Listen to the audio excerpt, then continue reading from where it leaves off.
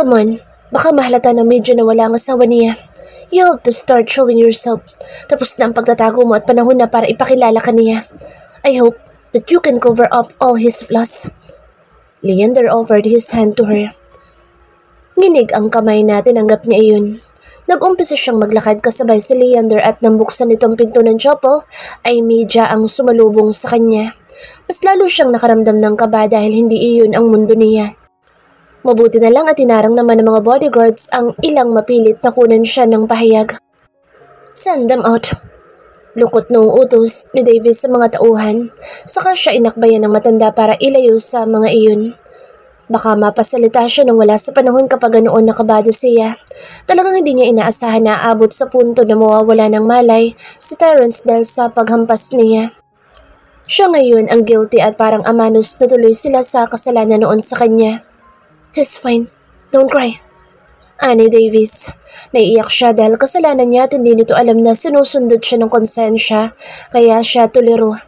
Para siyang bubuit na tumingin ng patago sa bianan. Napakatikas nito kahit na ang tanda-tanda ay para lang itong 50 kung maglakad. Hindi ito mapaghahalata ang mago at syanta na. At tingin niya ay tatagal pa ang buhay nito dahil puro gulay daw at prutas ang kinakain. Binuksan ni Leander ang pinto na isang kwarto kaya parang binuhusan si Fiona ng balde ng yelo.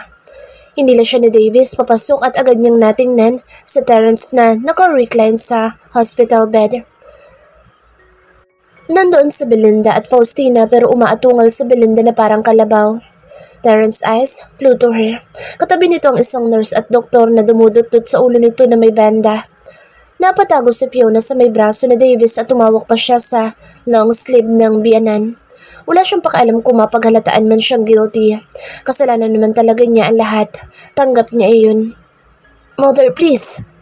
Saway ni Terrence sa ina na nakayukyuk ang ulo sa may kandungan ng anak. I can't help it. Hagulhol naman ni Belinda kaya lumabi siya. Pati tuloy mo ni Belinda niya ay napag-alala niya. Tumingin ulit siya sa asawa na ang sama ng tingin sa kanya. Humanap siya ng lakas na loob na ibuka ang labi para humingi ng despensa sa nagawa niya. Ibang usapan na kasi kapag nagiging mapanakit siya ng kapwa. Sorry. She mouthed with a little cute smile but Terrence just stared at her face. I sued the media. Of course, they're waiting for my statement about what really happened. Ani Davis at nakita niya ang pagpikit ng mariin ni Terrence nang maitapa lang nurse sa ulo nito. He said he staggered and fumbled, aiming to hold on the shawl but he accidentally swapped the vase and it fell and he said. Sumisigok na kwento ng madrasta niya kaya lalo siyang nakonsensya. Iyon malamang ang sinabi ni Terrence at napagtakpan pa rin siya. She knows it's for the sake of his inheritance. Of course, Terrence would still lie about what really happened to secure his wealth and to make his father still believe that they really are intimate to each other. But she's still quite thankful. Hindi pa rin siya mabibitay at hindi uuwi na nasa ataol na kasakay. Is that what really happened, Fiona? Baling sa kanya ni Davis at hindi niya inaasahan na titingnan siya nito habang nakatago siya sa may likod ng matandang lalaki. Tumingin muna siya kay Terrence at ang talim ng mga mata nito ay nanunuot sa mga kalamnan niya. She bit her bottom lip and gently nodded, almost unnoticeable. You miss it. I'll just deal with the reporters. Ani Davis sa kanya kaya parang nanlalata naman siyang naglalakad papunta sa sofa. Ano bang nagawa niya? Hindi naman siya tulad ni Terrence na parang walang puso. Kahit na may kasalanan ito sa kanya, hindi pa rin niya matanggap na hinampas niya ito. Nagkaroon patuloy ng kontrobersya at parang nadawit pa nga ang pangalan ng kalaban nito sa politika. May bersyon kasi kanina na lumabas na binagaraw ang sakyan nito ng kalaban kaya ito na ospital. That's so exaggerated. Siya ang binangga nito kaya ito may sugat sa ulo. At nalayata ng pagod sa ilang araw na wala ito para mangampan niya ay agad na hinimatay. Tao pala talaga siya. Nakuha pa niyang ibulong sa sarili. I want my naughty wife beside me. Umera ang boss ni Terrence sa pagitan ng hagulhol na Belinda kaya napangasiya. Pwede ba naman ate, tumigil ka na? Para kang artista sa pag-iyak mo. Stop it! Terrence is alive and he'll be fine. Inis na saway ni Faustina sa kapatid na pahid ng sipon gamit ang tissue. Eh ano ko to? Palibhasa matanda kang dalaga kaya hindi mo alam. Sagot naman ang isa saka tumingin sa kanya matapos na irapan ang nakababatang kapatid. Fiona darling, Terrence wants you beside him. Please, pamper my baby boy. Pakausap doon kaya naman napilitan siyang tumayo at unti-unting humakbang na parang denumero. Tumingin sa kanya ang doktor na babae saka ngumiti. You will do this if your husband will not let his private nurse do it. Itinuro noon ang ginagawa ng nurse sa sugat ni Terrence. You have to make sure that the hair will not hold together against the wound. Hindi ko ipinaahit kasi alam ko magwawala siya kapag binawasan ni isang hibla ang buhok niya. Ani Belinda sa kanya kaya tumango na lang siya. Ano to si Rapunzel? Ganito ang buhok? Pilit siyang sumampas sa hospital bed at kahit na parang siya naman ang may himatay sa takot ay pilit niyang nilalabanan. Hindi na lang siya tumitingin kay Terrence pero naramdaman niya ang kamay nito at mariin na pumisil sa bewang niya na parang nagbabanta. She secretly gasped and straightened her back. I gave you heaven, you gave me hell. Nito kaya lahat ng nandun ay napatingin at siya ay kagatlabing napilipit ang mga daliri. Ang sinasabi ba nito ay ang ginawa sa kanya kanina na parang halos magpawala din sa ulirat niya? No question. She tasted heaven. Langot na ba iyon? Ganun ba yun? Tapos ay hinampas niya ito ng vase habang sumasabog ang puso niya sa sarap. Hinay. Inis na sinampal niya ang mga pisngi.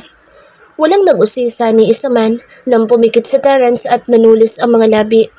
Sumandal ito sa phone at niluwagan ng pagkakapisil sa katawan niya. Nawala ang taray niya.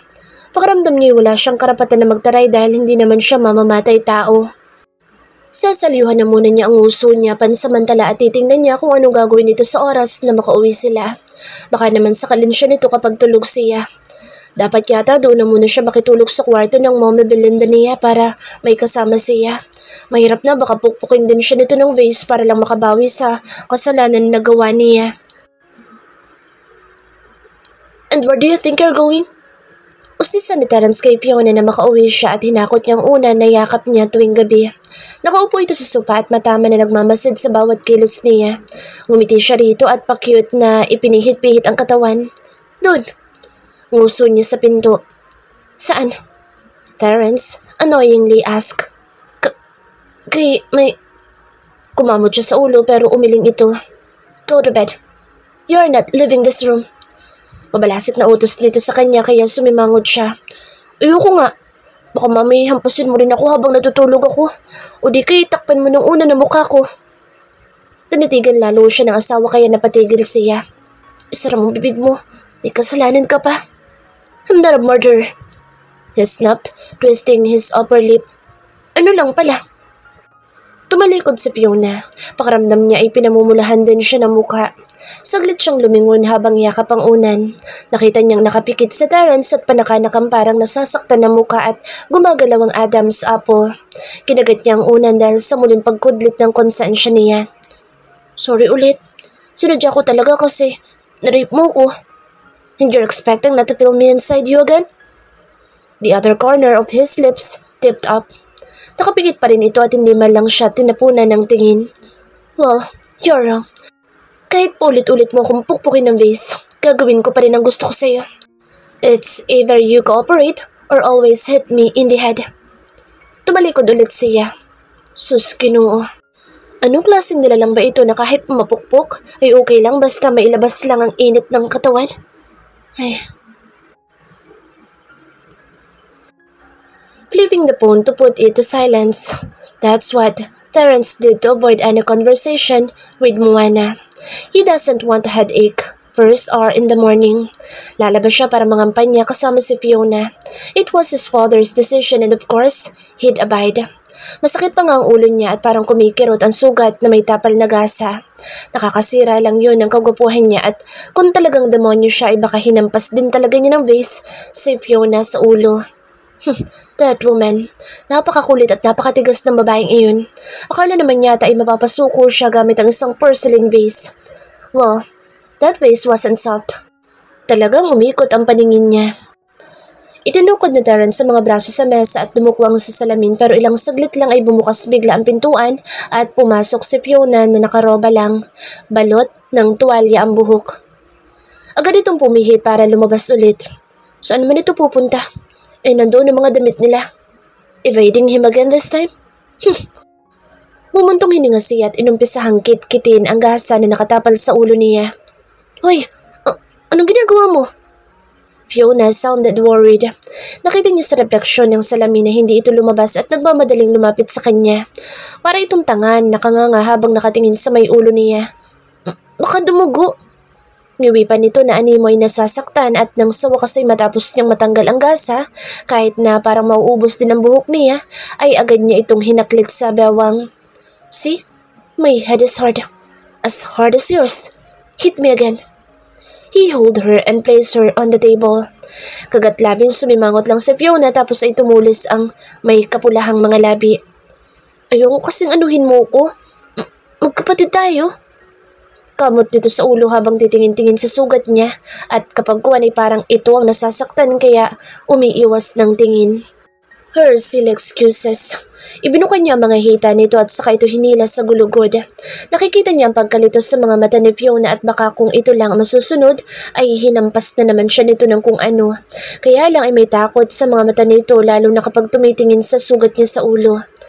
Credit to his wound and to that vase. Dahil sa ginawa nito sa kanya ay lalo siyang nabigyan ng kalayaan na gawin ang gusto niya rito. She's now hesitating whether she'll do that thing to him or do this thing to him. Take your pill after this. Anya rito at kahit na boss niya ay parang namalat na sa sobrang kahalayan.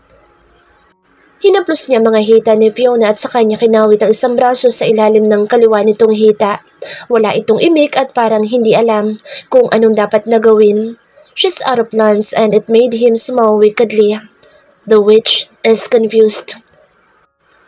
Matapos ang isang mainit na sandali sa pagitan nilang dalawa, ay nanginginig ang mga binti na naibaba ni Fiona ang mga iyon at para itong lantang gulay sa ibabaw ng mesa.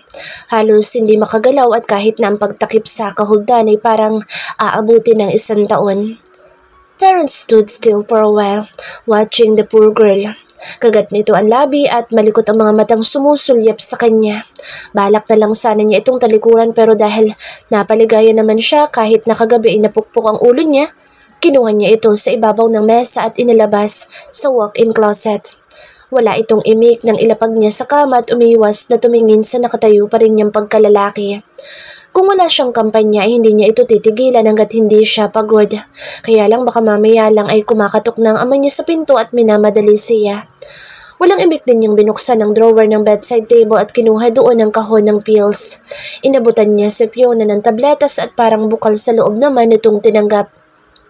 Tubig, she said but he hung his mouth. Agape. Inutusan mo ko? Oo, ikuha mo ko ng tubig kasi ikaw naman na may gusto nito. Oh shit, don't tell me na hindi ka nasasarapan habang iniuungol mo pangalan ko. Okay, hindi ko to iinumin. Kibit balikat nito at nag-umpisa na naman siyang ma-high blood. Fine. Tumalikod si Terrence at naglakad papunta sa refrigerator. Mag-enroll na ako sa racing school bukas dahil ngayon lang naman ako sinabihan ni Daddy Davis na sasama sa'yo. Ako nang bahala sa sarili ko at ikaw naman ang bahala sa gastusin.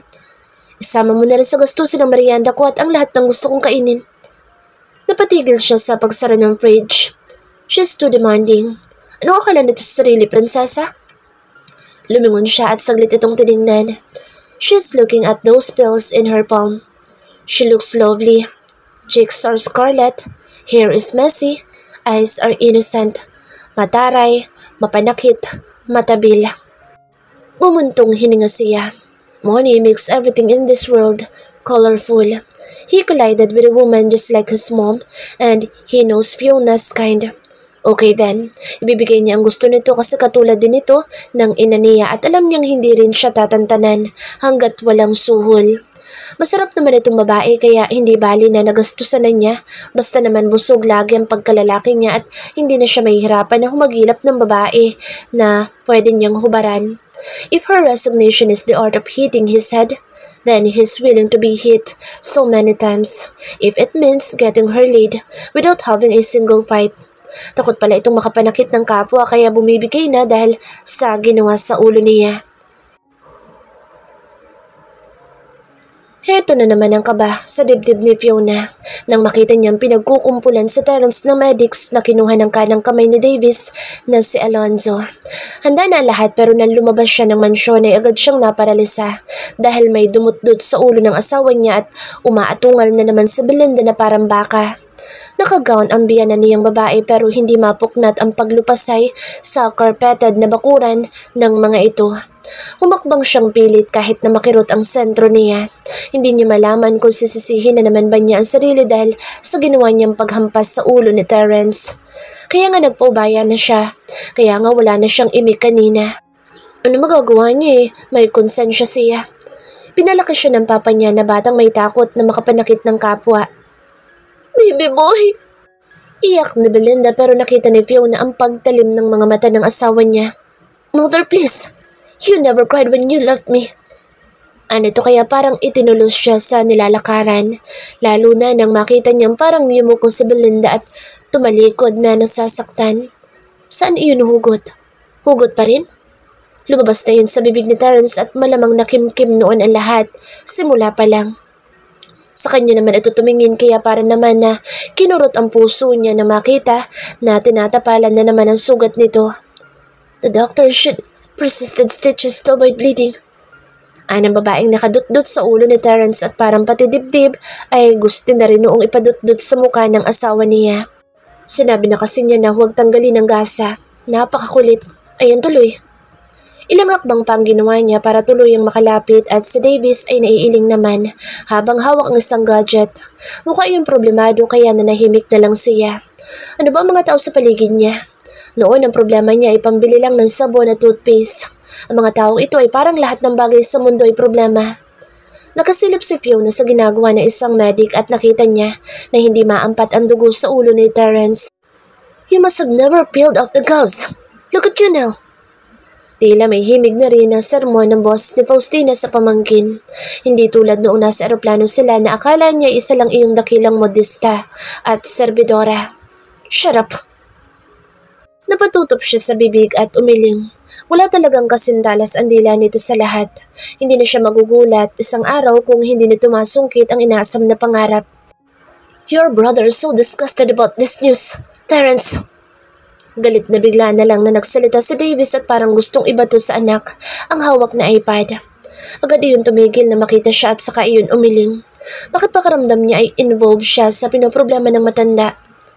He's always disgusted. Terrence's lips quirk up. Nagpalit-palitan siya ng tingin sa mag-ama na parang mag-aaway na sa harap ng mga tauhan at ng ilan pang mga tao na nandoon para sumama sa kampanya. Can you blame him? Dismayadong tanong ng bianan niyang lalaki kaya hindi na siya tumingin pa. Tumahimik lang siya pero bukas ang tenga. You're spreading news. You mavis news. You're so immoral. Having sex inside a limousine park somewhere alongside of the road? For Jesus' sake, you're married.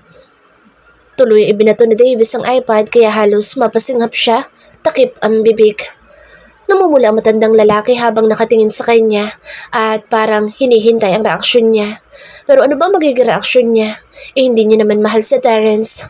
Wala naman siyang pakialam kung mambabae ito kahit pakasal sila. Kaya lang yun ang pinirmahan niyang kontrata, ang magpanggap na tunay at in love na asawa. Your husband is cheating. Ano Davis sa kanya at mas pinili niyang yumuko. God please, spare me for once. Demanding naman ang sagot ni Terrence at napatayo rin ito kahit na wala pantapalang ulo. Are you commanding me? Are you proving me wrong for choosing to stay with you than stay with my firstborn kids? Pumalasik ang anyo ng daddy nito at siya ay parang hindi makahinga. Sa panlulumo niya tumalikod si Terrence nang walang pasintabi at kahit na dumarami ang pula sa buhok nitong abuhin ay para bang wala itong pakaalam. Why do you have to make him feel less as your son? Was it because you never loved his mother? Umiiyak na sumbat ni Belinda sa matandang lalaki na umiling. You knew nothing, so don't utter something which is beyond your way of thinking, Belinda. Tumaas ang noo ni Davis at tumugot iyon ng isang malalim na hininga. Diyos ko, gusto niyang panawan ng ulirat. Kanya-kanyang walk out ang mga iyon at parang naiwan siyang mag-isa. walang kasama. Nakita niya sa Terrence na ang layo ng nilakad at hindi niya alam kung saan pupunta. Nakaramdam pa rin siya ng nervyos dahil sa sugat noon na hindi man lang natapalan ng gasa. Nag-aalala din siya sa mamabelinda niya na umiiyak at bumalik sa loob ng mansyon. Nag-aalala din siya kay Davis na parang isa ring matanda na ang daming itinatago. Mabalasig ito pero bakit hindi siya rito natatakot? Dahil ba sabik siya na magkaroon ng ama na matagal nang nawala sa kanya? Her papa was so kind.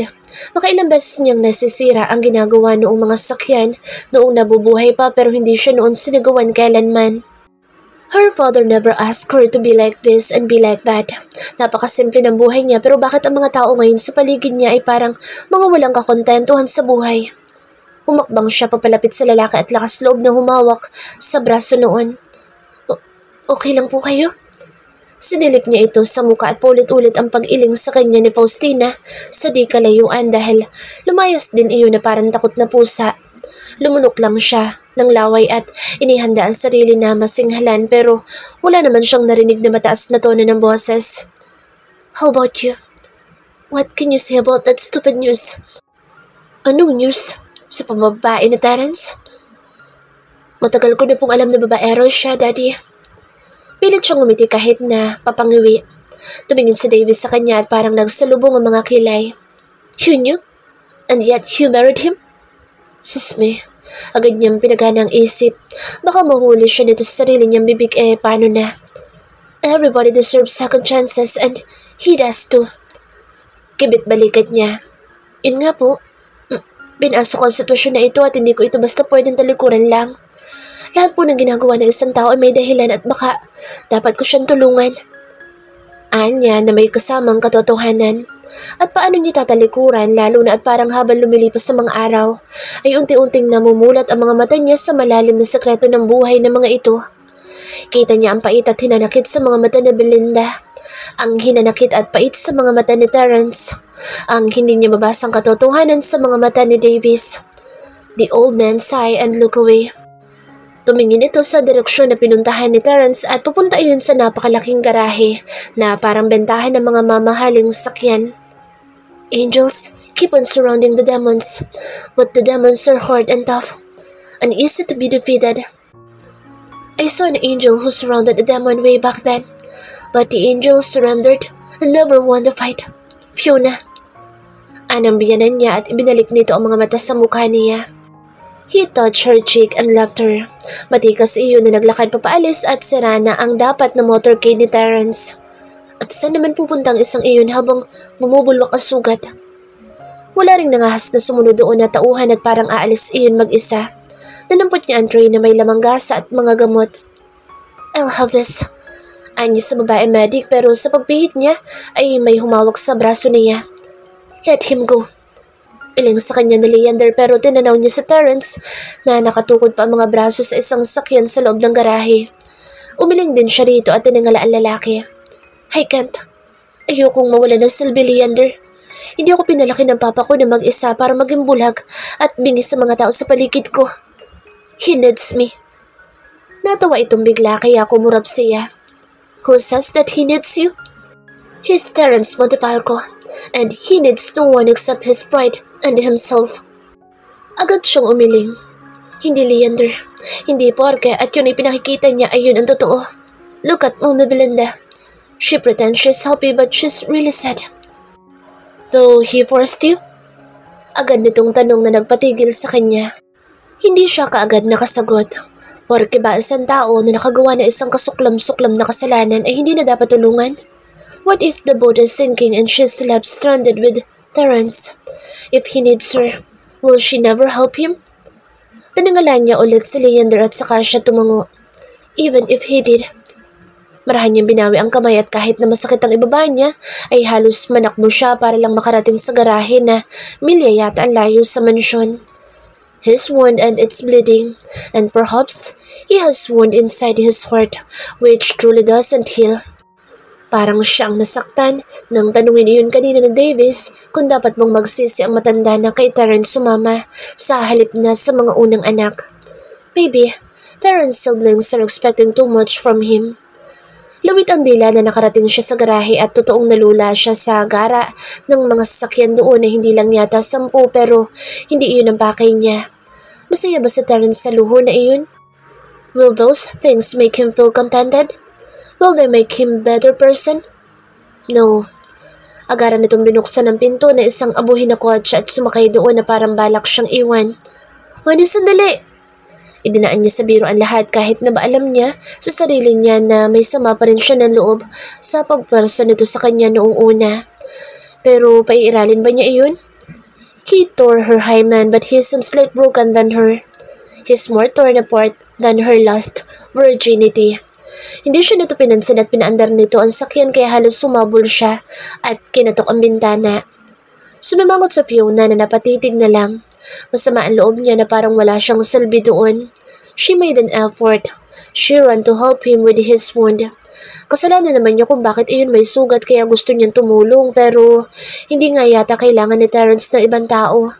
She also noticed that he has no friends. He's alone. Maybe it's better if he's really off alone. He's Terrence Montefalco and he needs no help. Nalaglag na ang mga balikat niya hanggang sa tumigil ang kotse at bumukas ang pintuan ng passenger side sa may di kalayuan. Tumunog ang busina noon na parang tinatawag siya. She jumped in happiness and never wasted any second. Agad siyang humabol at sumakay doon ng walang pag-aalilangan. Bit-bit pa rin ang kanyang medicine tray. Tumingin siya sa mukha ng asawa pero blanco expression nito at nakatitig lang ng tagusan sa windshield. Seatbelt. Nito kaya naman agad niyang kinapa ang belt at ikinabit iyon kaagad. Kina? Ngiti niya pero hindi siya nito tinapunan ni sulyap man lang. Bigla na lang nitong pinaharurot ang sakyan kaya napakapit na lang siya sa hawakan at tinayaan ito na magmaneho. Ayaw niyang magsalita dahil baka mastorbo sa Terrence ay sa kangkungan sila pulutin. Tumigil sila sa wakas sa isang bakanteng lote matapos ang ilang minuto na pagpapalipad ni Terrence ng sasakyan. Bumaba ito roon kaya bumaba din naman siya dahil parang maglalakad na naman ito ng walang tigil. Sinilip kaagad niya ang sugat nito sa ulo at pati balikat nito ay may mantsa na ng dugo. Terrence! Tawag ni Fiona sa asawa na mayabang na naglalakad papalayo. Napakatigas ng ulo nito kaya naiiling na lang siyang napahabol. Hinawakan niya ito sa braso pero mabilis nitong iwinaks ang kamay niya. Kaya 2 kamay ang sunod niyang inihawak. He was forced to stop and look at her hands and then to her face. Hindi ako aalis. Tingnan mo nga yung sugat mo. Pati balikat mo may dugo na. And you care? Tumikwas sa labi nito na parang nang-uuyam. I rape you. Do you care? Tumingin sa Terrence sa kawalan kaya halos mapabugas siya ng hangin. Kung sasabihin ba niya rito na oo, maniniwala ba ito? Kung masama itong tao at wala itong pakaalam na makasakit ng damdamin ng iba, siya hindi. Kahit na ang laki ng nagawa nito sa kanya, may nagawa din naman siya ditong mali. Pwede? Huwag kang pabebe. Inis na itinulak niya ang braso ni Terrence kaya lalong nanulis ang labi nitong lalong naghuhugis puso sa tuwing umuusli. Just get lost. Singhal nito sa kanya kaya sa inis niya ay hinampas niya ito sa muka. Umakto ito na parang gusto rin siyang sampalin pero iniliyan niya ang dibdib kahit na parang natakot din siya. Wala pa sa kanyang sumasampal o ni pumapalo man lang. Nilabanan ni Fiona ang titig ng asawa na lalong naipinid ang mga labi at kapagkuan ay bumitaw ng mura. Curse you! He gritted, sliding his arm across her spine and jerking her for a punishing kiss. Mariin siya nitong kinagat sa labi kaya halos mapadaing siya at mapahikbi sa sakit. Ano bang problema nito at parang galit ito sa mundo? Agad siyang napahawak sa mga braso ni Terrence dahil pakiramdam niya ay mabubuwal siya. Nakakaliyo itong kasama. Nakakasakit pero hindi niya ito basta pwedeng iwan. Baka tumalon ito sa cliff ay wala man lang siyang nagawa.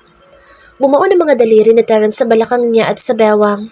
Parang doon ibinubuhos ang inis at sa kawawan niyang labi na walang humpay nitong sinisibasib ng halik. Now she gets it. He's always horny when he's in the mood and whether he's not in the mood. Galit man ito sa hindi, mahilig pa rin ito. He felt calm after a moment of kissing Fiona. Naging banayad ang paghahagod ng mga labi niya sa labi nito at unti-unting lumuwag ang pagkakahawak niya sa may kaliitan nitong katawan. he sighed, nibbling her lower lip before letting her go. Mapupula ang mga pisngi nitong parang gustong yumuko para itago ang mukha pero nakuha pa din siyang pagtaasan ng isang kilay. Bayad na ako. Ibu-vulcanize ko ng ulo mo. Irap nito sa kanya at nakuha siyang hilahan sa pulsuhan. Sumunod na lang siya dahil bayad na raw ito. He thinks it was that kiss. Why is she treating him like a baby while he's too old, way older than her for about a decade? Maupo ka rito. She pushed him on the car's hood and he just obeyed. Umalis ang asawa sa harap niya at umikot papunta sa passenger side. Tumuwa doon at may kinukuha. He could even see her cleavage through the windshield of his Ferrari, and it's really true that he's hard again. Nawawalang stress niya sa tuwing gumagamit siya ng babae at baka nga stress reliever na niya ang sex, babae at alak. Until when does he really have to prove himself?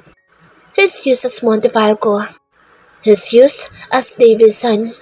Did his parents prove anything to him as his parents? No, they never. Wala namang napatunayan ng kahit na sino sa mga magulang niya sa kanya. It's just so unfair. Bakit ang anak ay kailangan na patunayan at ipakita ang silbi at halaga, samantala ang magulang niya ay hindi naman iyon ginawa para sa kanya? Remarrying nowadays is normal. Ano pa ba ang hindi normal sa mundong ginagalawan niya na kahit lalaki sa lalaki o babae man sa babae ay legal na ang kasal? Normal na nag-asawa ulit ang daddy niya sa katauhan ni Belinda kaya naging bunga siya. Hilig lang ba talaga iyon? Kaya siya naging tao? Pagkatapos bang buuin siya at ilabas sa mundo ay tapos na ang pagiging mga magulang ng mga magulang niya? They never even paid attention while he's growing up. He was beating his classmates to gain some attention, to make his mother calm, or even just his dad. But they're both busy. Si Faustina. Parati na lang na si Faustina. Si Faustina ba? Ang ama't ina niya? His father had been with his elder siblings when those people needed his dad but wasn't there for him when he needed attention and love. And he doesn't believe in love. Ang pinaniniwalaan lang niya ay ang sarili niya at wala nang iba pa. Useless na nabuhay siyang mag-isa kung makikinig siya sa mga sermon ng mga taong parang hindi naman nagpakamagulang sa kanya. Why so rebellious, kuya? Iiling-iling na palatak ni Fiona kaya naipihit niya ng konti ang ulo. Nakatayo ito at pinagmamasdan siya mula sa tagiliran. Don't add spice to my already sizzling temper. I'm warning you. You will never love it. Banta niya rito. Pakuya-kuya pa ito halos natikpan na niya lahat. She's just so indecent and it makes him more lewd. Ang sarap pakinggan ng boss nito kapag papainsulto siyang tinatawag na kuya o kaya ay honey. She sounds so dirty, so sexy. Huwag lang bumuka ang labi nito dahil nagmumukha itong bata, lalo na kapag walang prenong nagsasalita. You're indecent. Dugtong niya pero hindi nito pinansin ang insulto niya.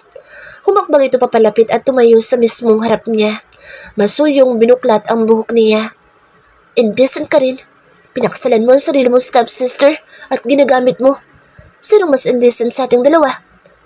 She talked and he sighed again. Hindi na siya umimik dahil naalala niya ang kuya niya na mas stricto pa kaysa sa ama niya kung umasta.